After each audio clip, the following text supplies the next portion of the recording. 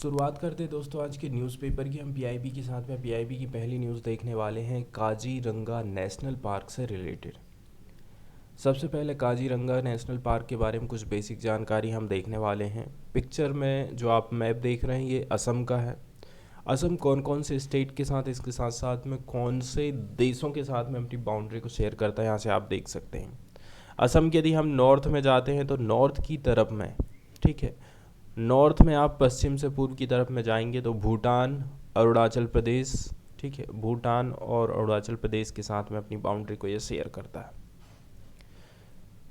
फिर इसके बाद नागालैंड, नागालैंड के नीचे यदि आप जाते हैं तो मणिपुर साउथ की तरफ में, और फिर मणिपुर के बाद मिजोरम, मिजोरम के बाद त्रिपुरा के साथ बाउंड्री शेयर करता है। फिर आ जाता है बांग्लादेश का कुछ हिस्सा, फिर मेघालय के साथ में अपनी बाउंड्री को असम शेयर करता है। यहाँ पर ग्रीन कलर से असम में जितने भी मेन नेशनल पार्क हैं और वाइल्ड लाइफ सेंचुरी हैं उनको दिखाया गया है। जैसे कि हम शुरुआत करते हैं पूरब की तरफ से, ठीक है, तो पूरब की तरफ से आप देख रहे हैं जो ब्रह्मपुत्र रिवर है इसके लगभग बीचों बीच से ऐसे होकर के गुजर रही है।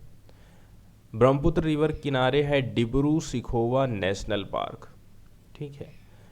फिर हम और नीचे की तरफ में आते हैं, साउथ की तरफ में, पूर्व और साउथ की तरफ में बढ़ते हैं तो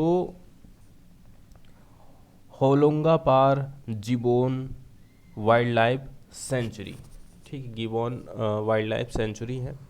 इसके बाद फिर हम देख रहे हैं ब्रह्मपुत्र नदी के किनारे ही काजीरंगा नेशनल पार्क लोकेटेड है। फिर उसके आगे यदि आप बढ़ेंगे तो लखोवा वाइल्ड लाइफ सेंचुरी है। फिर उसी के आगे में आप बढ़ेंगे तो नदी के उस तट पर पड़ जाता है ओरांग नेशनल पार्क। काफ़ी लंबा लंबा हिस्सा जो आप देख रहे हैं मानस वाइल्ड लाइफ सेंचुरी का है, जो कि भूटान के कुछ हिस्से में फैला हुआ है, अरुणाचल प्रदेश के कुछ हिस्से में है, और कुछ हिस्सा इसका असम में आ जाता है। तो ये तो थे इसके प्रमुख प्रमुख वाइल्ड लाइफ सेंचुरी और फेमस नेशनल पार्क। तो जो काजीरंगा नेशनल पार्क है इसकी लोकेशन है असम में। ये कवर करता है 42,996 हेक्टेयर को।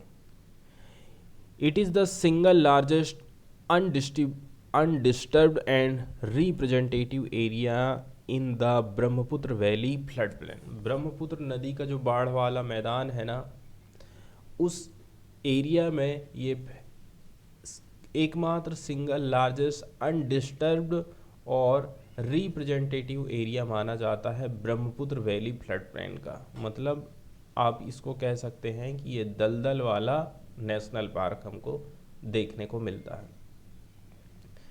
इसको डिक्लेयर किया गया था नेशनल पार्क 1974 में, फिर बाद में इसको डिक्लेयर किया गया था टाइगर रिजर्व के रूप में 2007 से। इसके पास जो टोटल टाइगर रिजर्व का एरिया है वो 1030 स्क्वायर किलोमीटर का एरिया है, with A core area of 430 square kilometre. इसका जो कोर एरिया है 430 स्क्वायर किलोमीटर का है। इंटरनेशनल स्टेटस की बात करें तो इसको यूनेस्को वर्ल्ड हेरिटेज साइट के रूप में डिक्लेयर किया गया था 1985 में, और इसको रिकॉग्नाइज किया गया है, मान्यता दी गई है as a important bird area by BirdLife International के द्वारा। कौन कौन से यहाँ पर हमको जीव जंतु देखने को मिलते हैं ये काफ़ी इम्पोर्टेंट हो जाता है। देखिए, सबसे ज़्यादा भारत में जो फेमस है वो है वन हॉर्न राइनोस। एक सींग वाले गैंडे के लिए असम फेमस है। तो जो काजीरंगा नेशनल पार्क है ये भी फेमस है एक सींग वाले राइनोस के लिए। Pobitora wild life sanctuary has the highest density of one horn rhinos in the world. यहाँ से एक बहुत ही इंपॉर्टेंट फैक्ट निकल करके आता है कि जो पोबितोरा वाइल्ड लाइफ सेंचुरी है ना, पूरे विश्व भर में सबसे ज़्यादा घनत्व एक सींग वाले राइनोस का यहीं पर है। And second highest number of rhinos in Assam after Kaziranga national park. सबसे ज़्यादा काजीरंगा में ही हमको देखने को मिलते हैं। इसके बाद राइनोस कहाँ पर पाए जाते हैं? पोबितोरा वाइल्ड लाइफ सेंचुरी में। यहाँ पर ज़्यादातर जो कंजर्वेशन का फोकस किया जाता है वो चार बड़ी बड़ी स्पीसीज के लिए है: rhino, elephant, royal Bengal tiger और एशियाटिक वाटर बफेलो के लिए। 2018 की सेंसस के हिसाब से यदि हम देखें तो 2413 राइनोस हमें देखने को मिले हैं। इसके साथ साथ में लगभग यहाँ पर 1100 एलिफेंट है। टाइगर सेंसस के हिसाब से जिसको 2014 में कंडक्ट कराया गया था, काजीरंगा के पास 103 टाइगर हैं। The third highest population in India after Jim Corbett. Jim Corbett में कितने? 215। ये जिम कार्बेट पड़ता है उत्तराखंड में, और बांदीपुर नेशनल पार्क पड़ता है कर्नाटक में, जहाँ पर 120 है। तो सबसे ज़्यादा कहाँ पर थे? जिम कार्बेट में, फिर बांदीपुर में, और फिर आ गए हमारे काजीरंगा में 103। इसके अलावा यहाँ पर हमें कुछ प्राइमेट भी देखने को मिलते हैं, जहाँ हमें 14 में से 9 प्रजातियाँ तो यहीं पर देखने को मिल रही हैं। रिवर एंड हाईवेज की बात करें तो नेशनल हाईवे 37, ये भी सबसे इम्पोर्टेंट फैक्ट हो जाता है कि NH37 यहाँ से होकर के गुजरता है। National highway 37 passes through the park. इसके अलावा यहाँ पर 250 सीजनल वाटर बॉडीज़ हैं, मतलब कुछ वाटर के सोर्स आपको देखने को मिलेंगे, जैसे छोटी मोटी नदियाँ भी हो सकती हैं, झीलें हो सकती हैं, जो कि सीजनल होती हैं। बारिश के टाइम में पानी भरेगा, गर्मी के टाइम तक सूख जाता है। और दिपलू रिवर, ठीक है, दिपलू रिवर भी यहाँ से होकर के गुजरती है, ये भी हमने देखा। इसके साथ साथ में कुछ और नेशनल पार्क हैं। कौन कौन से हैं वो? Dibru Saikhowa, Manas, Nameri national park, Rajiv Gandhi Orang national park. ये सारे के सारे हमें नाम याद रखना है, क्योंकि कोई सा भी पूछ सकता है कि इनमें से कौन सा जो नेशनल पार्क है असम में नहीं लोकेटेड है। कौन कौन सा? Dibru Saikhowa, Manas, Nameri national park, Rajiv Gandhi Orang national park. इसके बाद अगली न्यूज़ हम देखने वाले हैं गंगा विलास से रिलेटेड। विश्व का सबसे लंबा रिवर क्रूज अभी हाल ही में न्यूज़ में रहा था, आज फिर से न्यूज़ में आया है, इसलिए हम इसको एक बार फिर से डिस्कस करने वाले हैं। तो प्रधानमंत्री नरेंद्र मोदी के द्वारा गंगा रिवर क्रूज का उद्घाटन किया गया था, उसको हरी झंडी दिखाई गई थी। कहाँ से? वाराणसी से। तो गंगा विलास के बारे में कुछ बेसिक जानकारी देखने वाले हैं हम। ये ट्रैवल करेगा लगभग 3200 किलोमीटर, 51 दिन की इसकी यात्रा रहेगी। कहाँ पर पहुँचेगा? डिब्रूगढ़, असम पहुँचेगा। ठीक है, यात्रा कहाँ शुरू हुई है इसकी? वाराणसी से शुरू हुई है।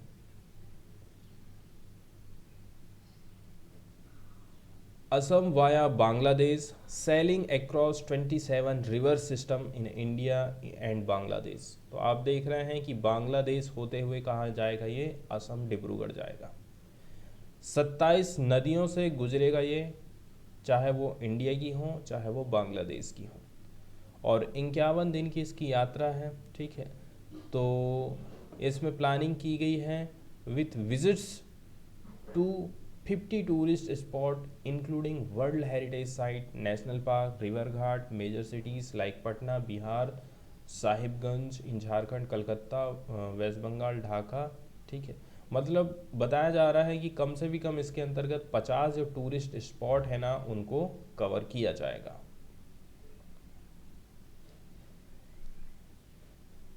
बताया जा रहा है, देखिए, इसके माध्यम से हमारे देश में, ठीक है, जो टूरिज्म है उसको बढ़ावा मिलेगा। इसके अलावा भारत की जो ख्याति है वो वर्ल्ड में और भी ज़्यादा बढ़ेगी। ठीक है, और इसको हम विश्व का लॉन्गेस्ट रिवर क्रूज के रूप में जानते हैं। सिग्निफिकेंस की यदि हम बात करें तो ये जो जर्नी है ये टूरिस्ट लोगों को एक अपॉर्चुनिटी प्रोवाइड करती है।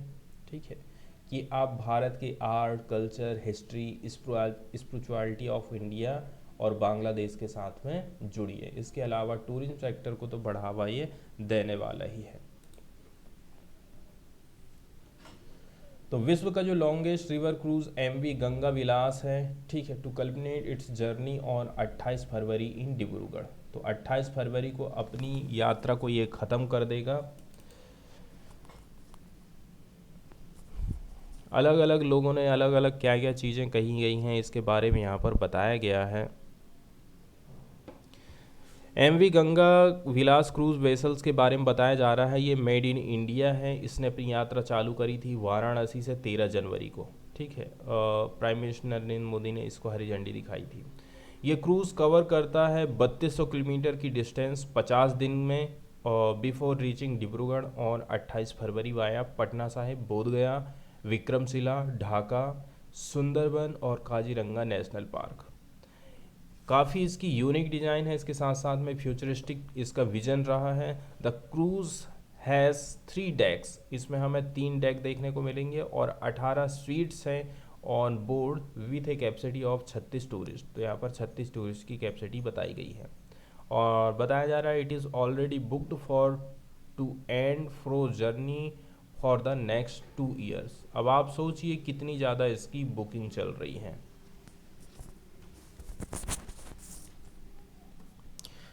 इसके बाद हम चलते हैं फॉरेन वाले हिस्से की तरफ और देख लेते हैं मैप को। तो आज मैप के अंतर्गत हम बात करने वाले हैं बुर्किना फासो की। बुर्किना फासो को सबसे पहले हम वर्ल्ड मैप में देखेंगे तो पूरे वर्ल्ड के हिसाब से यदि बुर्किना फासो की लोकेशन को यदि हम देखें तो ये अफ्रीका महाद्वीप का एक देश है।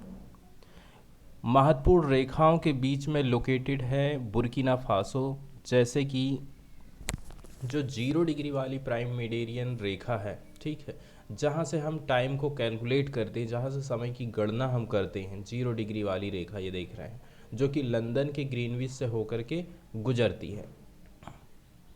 तो ये बुर्किना फासो से होकर के गुजर रही है। दूसरे नंबर की बात, tropic of cancer 23.5 degree north वाली रेखा और 0 डिग्री वाली इक्वेटर रेखा, दोनों के बीच में लोकेटेड है बुर्किना फासो। और अफ्रीका के किस हिस्से में पड़ता है, तो अफ्रीका के आप जब पश्चिम वाले हिस्से की तरफ में जाएंगे और नॉर्थ वाले हिस्से की तरफ में जाएंगे, वहाँ पर लोकेटेड है बुर्किना फासो। अब कौन कौन से देशों के साथ में बाउंड्री शेयर करता है बुर्किना फासो देख लीजिए।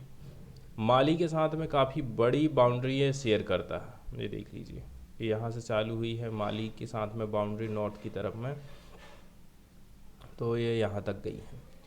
फिर हम जाते हैं नॉर्थ और पूर्व की तरफ में, तो नाइजर के साथ में काफ़ी बड़ी बाउंड्री इसकी शेयर होती है। ठीक है, नाइजर के बाद आ जाता है बैन के बाद टोगो के साथ में नीचे साउथ में बाउंड्री शेयर करता है। फिर घाना के साथ में बाउंड्री शेयर होती है। कोटे डी आइवरी के साथ में भी इसकी बाउंड्री शेयर होती है। अब यहाँ पर कुछ महत्वपूर्ण चीज़ें हमको देखने को मिल जाती हैं, जैसे कि कितने राज्यों में इसको बांटा गया है, कौन कौन सी महत्वपूर्ण इसकी नदियाँ हैं। कई बार क्वेश्चन यूपीएससी ने पूछा है इसके जो सबसे बड़े स्टेट हैं उनके बारे में। जैसे कि यहाँ से यदि आप देखोगे क्लियरली, तो यहाँ का जो बड़ा बड़ा हिस्सा आपको दिखाई दे रहा है वो कौन कौन सा है। एक साहेल रीजन काफ़ी बड़ा दिखाई दे रहा है और दूसरा ये ईएसटी। तो जो ईएसटी आप देख रहे हैं पूरब की तरफ में ही लोकेटेड है, ठीक है, ये इसका सबसे बड़ा कहना चाहिए स्टेट है।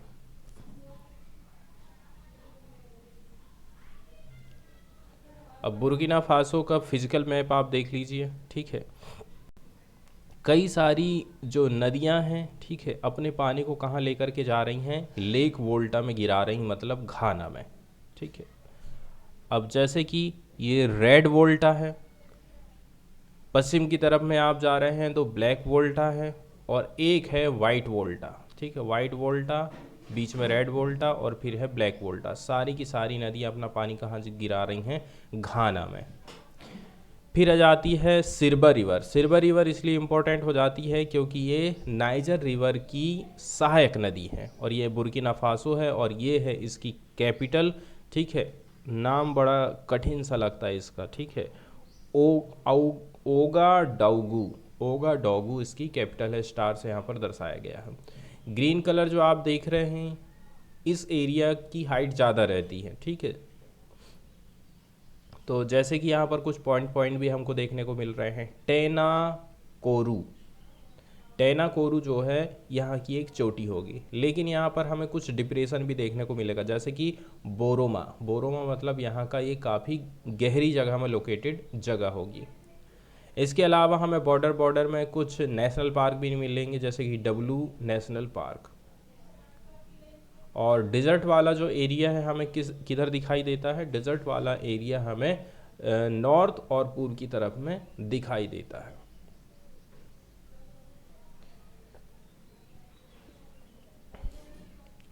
तो जो बुर्किना फासो है वेस्ट अफ्रीकन लैंडलॉक कंट्री है, जिसका एरिया है 2,74,200 स्क्वायर किलोमीटर का। बुर्किना फासो लोकेटेड है ज़्यादातर जो प्लेटू पठारी वाला एरिया है वहाँ पर।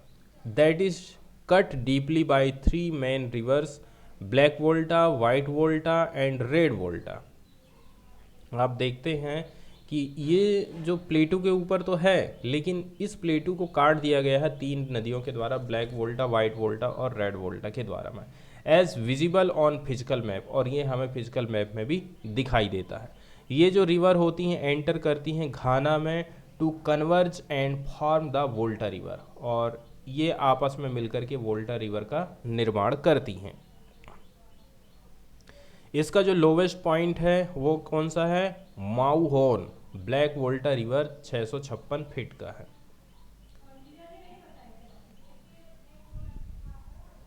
इसको जो है हमने 13 रीजन में बांट दिए हैं, ठीक है।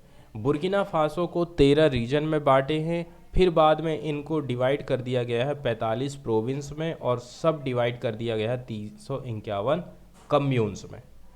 13 रीजन के नाम यहाँ पर बताए गए हैं।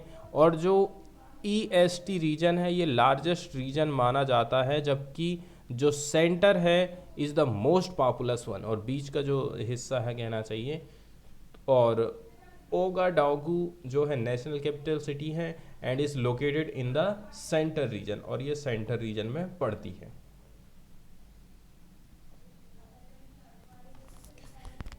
इसके बाद हम सीधे चलते हैं साइंस वाले पेज की तरफ और देख लेते हैं साइंस की प्रमुख खबरों को। तो जो पहली खबर हम देखेंगे वो न्यूट्रिनोज से रिलेटेड आई है।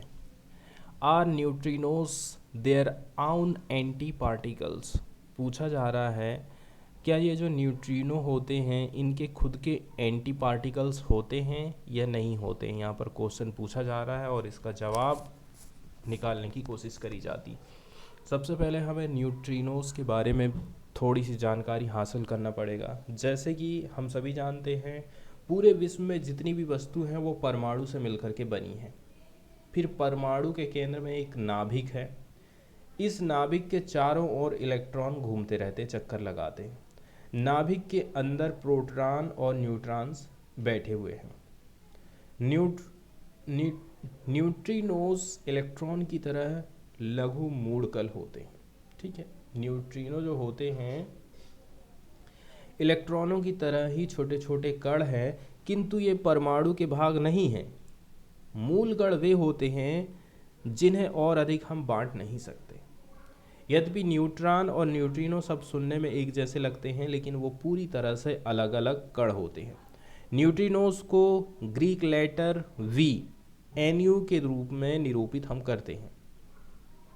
पहले कई सारी अभी तक खोजें हो चुकी हैं जिनसे पता चला है कि इलेक्ट्रॉन के समान 2 और कण हैं जिन्हें म्यूऑन और टाउ के नाम से हम जानते हैं, ठीक है।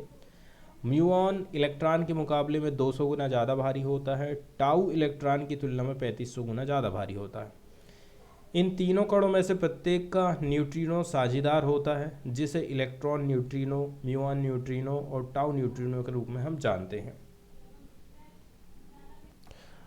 देखिए काफ़ी ज़्यादा डीपली हमें जाने की ज़रूरत नहीं है, क्योंकि एकदम थ्योरेटिकल चीज़ें आ जाती हैं, हमारे दिमाग के बाहर जाने लगती हैं। इसलिए हम केवल मोटी चीज़ों को ही याद रखें। क्यों? क्योंकि हमें केवल आप उतना ही याद रख लीजिए जितना आपको समझ में आता है।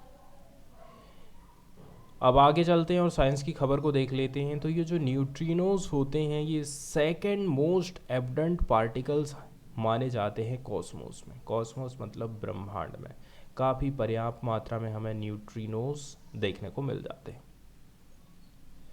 ऐसा क्यों है? क्योंकि बताया जा रहा है इसका रीज़न ओबिक्यूटोस, यहाँ एक वर्ड यूज़ किया गया है, because they are so ubiquitous. Reason ये है क्योंकि ये सर्वव्यापी हैं। इनकी जो प्रॉपर्टीज़ होती है उसमें एक इम्पोर्टेंट इन्फ्लुएंस हमको देखने को मिला है on the structure of universe. Universe की यदि रचना हुई है तो उस रचना में न्यूट्रिनोस ने काफ़ी बड़ी भूमिका अदा करी है। अब एक जो खुला क्वेश्चन है वो न्यूट्रिनो के बारे में, वो क्या है, वेदर दे आर देयर आउन एंटी पार्टिकल्स। क्वेश्चन यही है कि क्या इनके पास खुद के कुछ एंटी पार्टिकल्स होते हैं। तो एक एक्सपेरिमेंट किया गया था जापान में रिसेंटली, यहाँ से ये रिपोर्ट आई है that it fail to find strong evidence. हमें जो है स्ट्रॉन्ग एविडेंस नहीं मिल पाए हैं that this is so, ruling out a few theories trying to explain neutrinos many mysteries properties. देखिए थोड़ी सी यहाँ पर बताया जा रहा है कि इसकी जो रहस्यमय कहना चाहिए कुछ गुण हैं, संकेत हैं, इनको समझने में काफ़ी यहाँ पर प्रॉब्लम जा रही थी। न्यूट्रिनो के कई रहस्यमय गुणों को समझाने की कोशिश कर रहे कुछ सिद्धांतों को इस थ्योरी ने खारिज कर दिया। मतलब यहाँ से हमें कुछ नई चीज़ें देखने को मिलती हैं। Every elementary particle has an anti particle. एक बात यहाँ से निकल कर के ये सामने आई है, जो भी प्राथमिक कण है, प्राथमिक कण किनको बोल रहे हैं, जिनको हम और अधिक तोड़ नहीं सकते, तो जितने भी जो लास्ट वाले कण हैं उनके पास खुद का एक एंटी पार्टिकल होता है। इफ द टू मीट, और यदि हम दो को मिला दें, they will destroy each other, तो ये क्या काम कर देते हैं, एक दूसरे को डिस्ट्रॉय कर देते हैं इन ए फ्लैश ऑफ एनर्जी, एनर्जी के रूप में होता है ये। तो जो इलेक्ट्रॉन का एंटी पार्टिकल होता है वो उसको क्या बोलते हैं, हम पॉजिट्रॉन बोलते हैं। They can be distinguished because they have opposite charge. इनको हम अलग कैसे कर सकते हैं, क्योंकि उनके पास में अपोजिट चार्ज होता है, प्लस माइनस जिसको कह सकते हैं। ठीक इसी प्रकार से जो न्यूट्रिनोस होते हैं इसमें भी एंटी न्यूट्रिनोस पाए जाते हैं। फिर भी बताया जा रहा है neither is electrically charge nor possess any other properties to really differentiate between them. लेकिन यहाँ पर हालांकि ना तो विद्युत रूप से चार्ज किया जा सकता है और ना ही उनके बीच वास्तव में अंतर करने के लिए कोई अन्य गुण ये रखता है। लेकिन जापान में Kamioka liquid scintillator anti neutrino detector के साथ काम करने वाले वैज्ञानिकों ने हाल में बताया है 2 साल के डेटा विश्लेषण करने के बाद उन्हें ऐसे संकेत नहीं मिले कि न्यूट्रिनो उनके अपने एंटी पार्टिकल्स हो सकते हैं।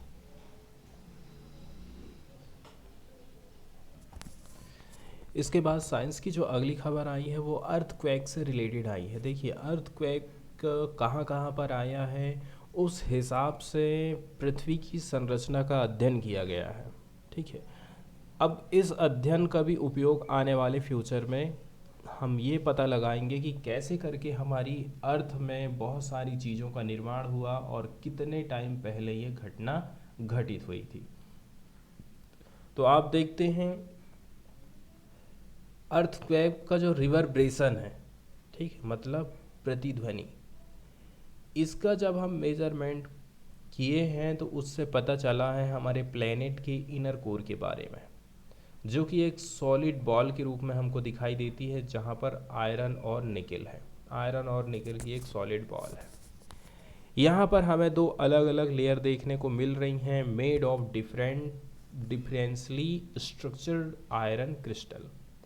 ये 2 जो लेयर हैं अलग अलग, ये जो हिस्सा है इसको भी हम क्या काम कर दिए हैं, लोहा और निकल की एक ठोस गेंद, यहाँ पर 2 अलग अलग परतें हमको देखने को मिलती हैं जो अलग अलग संरचित लोहे के क्रिस्टल से बनी हुई हैं। अब चूंकि हमें पता है the way the earthquake wave oscillations are distorted as they bounce back. अब बताया जा रहा है, देखिए जिस तरह से भूकंप तरंग का जो दोलन होता है विकृत होते हैं, क्योंकि वे ग्रह के केंद्र के माध्यम से आगे और पीछे उछलते हैं। शोधकर्ताओं को कोर की संरचना का पता लगाने में यहाँ से मदद मिलती है। खोज से ये हमें समझने में मदद मिलने वाली है, ये जो फाइंडिंग है इससे पता चलेगा कि कैसे करके इस कोर का फॉर्मेशन हुआ, कितने साल पहले हुआ, and what role it might have had in shaping the magnetic field. और इस कोर के माध्यम से क्या मैग्नेटिक फील्ड बना है या फिर क्या इसकी भूमिका रही है। तो अर्थक्वेक की जो वेव होती हैं उसका ओसिलेशंस होता है, मतलब वो दोलन के रूप में चलती है, जैसे कि पानी की लहरें चलती हैं, उसी के बारे में यहाँ पर बताया जा रहा है कि पानी की लहरों के रूप में ये चलती हैं।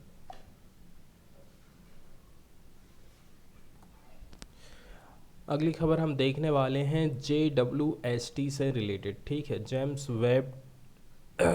वेब से रिलेटेड ये जानकारी है। इसके माध्यम से हम समझ पाए हैं कि गैलेक्सीज का निर्माण आखिर कितने साल बाद हुआ था, जब बिग बैंग हुआ, ठीक है। तो ब्रह्मांड की उत्पत्ति को लेकर के जो एक सिद्धांत है वो है big bang theory. Big bang theory को ही सबसे ज़्यादा आज के टाइम में मान्यता दी जाती है। तो जब ब्रह्मांड एक छोटे से बिंदु के रूप में था, ठीक है, साइज उसका एकदम छोटा होते जा रहा है, आयतन छोटा होते जा रहा है, लेकिन उसका जो घनत्व है एकदम बहुत ज़्यादा है। इसके बाद उसमें विस्फोट होता है और धीरे धीरे फिर ब्रह्मांड का विस्तार होता है। ये है बिग बैंग थ्योरी।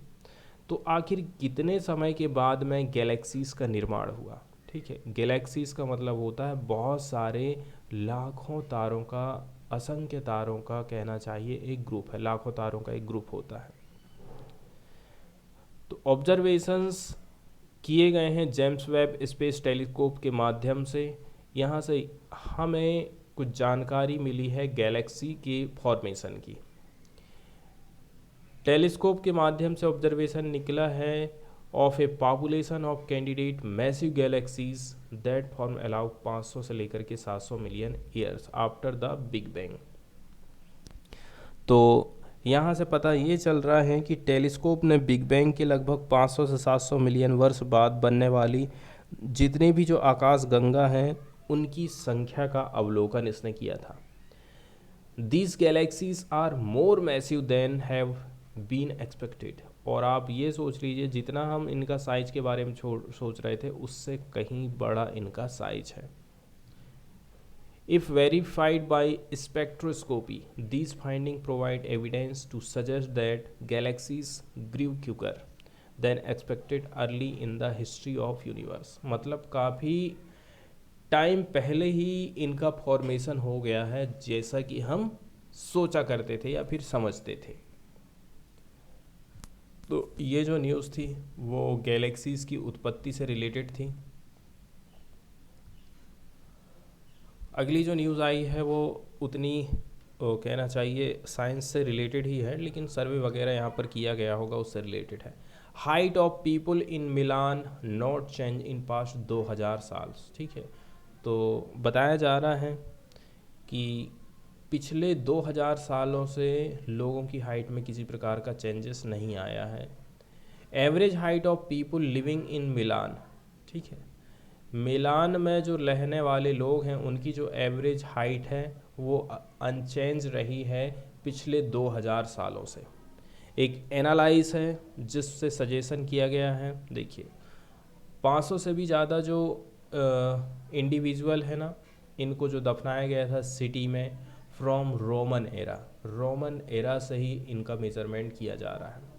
स्टडी में ये पता लगाया गया है चूँकि हाइट जो है इंडिविजुअल की अलग अलग होती है फ्रॉम अक्रॉस डिफरेंट एरास, अलग अलग टाइम पीरियड के दौरान अलग अलग लोगों की हाइट होना चाहिए, लेकिन ये जो एवरेज हाइट रही है for both male and female did not significantly differ across time, पूरे टाइम पीरियड के दौरान लेकिन हमें महिला और पुरुषों की हाइट में उतना ज़्यादा अंतर नहीं दिखाई दिया था। Human height is determined by genetics and environmental influences. एक फैक्ट और यहाँ निकल कर के आता है कि यदि किसी इंसान की हाइट को डिटरमाइन करना है तो उसके लिए जेनेटिक्स और इन्वायरमेंटल जो चीज़ें हैं वो प्रभाव डालती हैं। मतलब आनुवांशिकी और पर्यावरणीय प्रभावों से भी किसी व्यक्ति की हाइट प्रभावित हो जाती है। इसके बाद अगली खबर हम देखने वाले हैं वैज्ञानिक हरि बालकृष्णन, ठीक है, हरि बालकृष्णन से रिलेटेड इनको 2023 का मार्कोनी प्राइज़, ठीक है, अवार्ड प्रोवाइड किया गया है। क्या क्या इनके बारे में कुछ कुछ खास बातें उनको देख लेते हैं। 2023 का जो मार्कोनी प्राइज़ है वो किसको दिया गया है, बालकृष्णन को दिया गया है। कंप्यूटर वैज्ञानिक हरि कृष्णन को अवार्ड प्रोवाइड किया गया है 2023 का मार्कोनी प्राइज़। डॉक्टर बालाकृष्णन जो है प्रोफेसर हैं department of electrical engineering and computer science, Massachusetts institute of technology, MIT में ये क्या है, प्रोफेसर हैं। तो ये जो मार्कोनी प्राइज़ होता है ये टॉप ऑनर माना जाता है फॉर कंप्यूटर साइंटिस्ट के लिए, ठीक है। कंप्यूटर जो साइंटिस्ट होते हैं उनको प्रोवाइड करने दिया जाने वाला सबसे ज़्यादा हाईएस्ट कहना चाहिए मार्कोनी प्राइज़ होता है, टॉप ऑनर होता है। Is awarded by the US based Markovnikov foundation. इसको प्रोवाइड कौन करता है, अमेरिका की एक मार्कोनी फाउंडेशन है वो इसको प्रोवाइड करती है। It is given to those who have made significant contribution to increasing digital inclusivity. उन लोगों को दिया जाता है जो कि डिजिटल कंप्यूटर कहना चाहिए डिजिटल जो इंक्लूसिविटी है उसको बढ़ावा देते हैं। इंक्लूसिविटी मतलब डिजिटल समावेशन, ज़्यादा से ज़्यादा लोग डिजिटल हों, डिजिटल दुनिया से जुड़ सकें।